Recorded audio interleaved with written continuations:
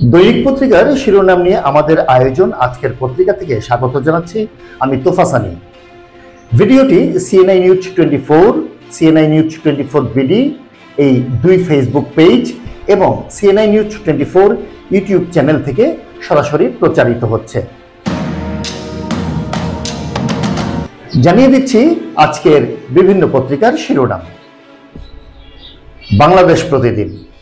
বাংলাদেশ প্রতিদিন শিরোনাম করেছে সংলাপ প্রত্যাখ্যান এক দফা, সরকার পতনে আজ থেকে অসহযোগ আন্দোলন, দরজা খোলা আলোচনায় বসতে চাই প্রধানমন্ত্রী, বিক্ষোভ সংঘর্ষ হামলা উত্তাল দেশ। আওয়ামী লীগের জমায়েত আজ, মন্ত্রী মেয়র এমপি বিএনপি নেতাদের বাসায় হামলা, বিচার বিভাগীয় কমিশন তদন্তে প্রয়োজন আন্তর্জাতিক সংস্থার সহায়তা। এরকম আরো অনেক শিরোনাম নিয়ে সাজিয়েছে বাংলাদেশ প্রতিদিনের প্রথম যে পৃষ্ঠা, সেই পৃষ্ঠা। যাচ্ছি দৈনিক যুগান্তরে। দৈনিক যুগান্তর প্রধান শিরোনাম করেছে সরকার পদত্যাগের এক দফা ঘোষণা, বিক্ষোভে উত্তাল দেশ, নিহত এক, কুমিল্লায় গুলিবিদ্ধ 5 শিক্ষার্থী আহত 30, চট্টগ্রামে শিক্ষামন্ত্রীর বাসভবনে হামলা। কালের কণ্ঠ। কালের কণ্ঠ প্রধান শিরোনাম করেছে অসহযোগের ডাক, সমঝোতা চাই সরকার, প্রধানমন্ত্রী বললেন শিক্ষার্থীদের সাথে বসতে চাই, তাদের কথা শুনতে চাই। বিভিন্ন স্থানে হামলা, সংঘর্ষ, ভাঙচুর, আগুন, নিহত 1। প্রধানমন্ত্রী মনে করলে পদত্যাগ করব, স্বরাষ্ট্রমন্ত্রী।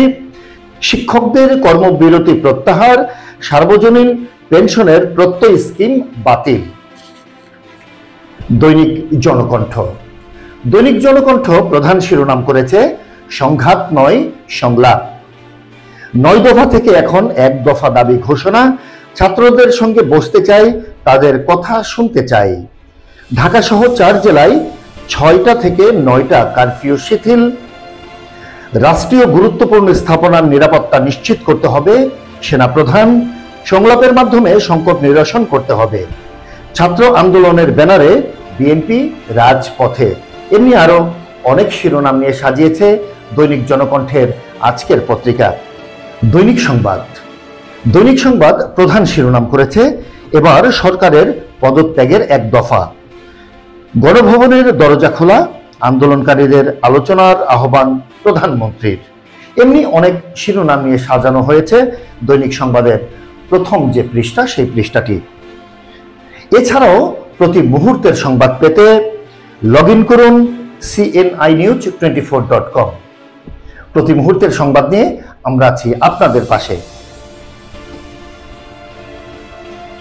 বিভিন্ন পত্রিকার শিরোনাম থেকে আজকে আমরা যেটা জানতে পারলাম সেটা হচ্ছে যে ফলাও করে যে দুটি শিরোনাম যে পত্রিকায় ছাপানো হয়েছে সেটা হচ্ছে যে 1 দফার একটি সংবাদ এবং প্রধানমন্ত্রী যে শিক্ষার্থীদের সাথে আলোচনায় বসতে চান সেই সংবাদ। এই দুইটি সংবাদ কিন্তু ফলাও করে ছাপানো হয়েছে বিভিন্ন পত্রিকায়। আমরা যদি এই পত্রিকার খবর এবং গতকালকের যে ঘটনাগুলো সেগুলো আমরা বিশ্লেষণ করি, তবে আমরা জানতে পারবো যে প্রধানমন্ত্রী শেখ হাসিনা তিনি কিন্তু ছাত্রদেরকে তিনি বলেছেন আলোচনায় বসার জন্য, এবং ছাত্ররা কিন্তু সেই আলোচনার যে প্রস্তাব সেই প্রস্তাবকে প্রত্যাখ্যান করে তারা 9 দফার পরিবর্তে 1 দফা ঘোষণা করেছে এবং আজ থেকে তারা অসহযোগ আন্দোলনের তারা ডাক দিয়েছে। যারা প্রতি মুহূর্তের সংবাদ দেখতে চান তারা লগ ইন করুন cninews24.com এই নিউজ পোর্টালে। সিএনআই নিউজের সাথে থাকুন। সবাই ভালো থাকবেন, সুস্থ থাকবেন।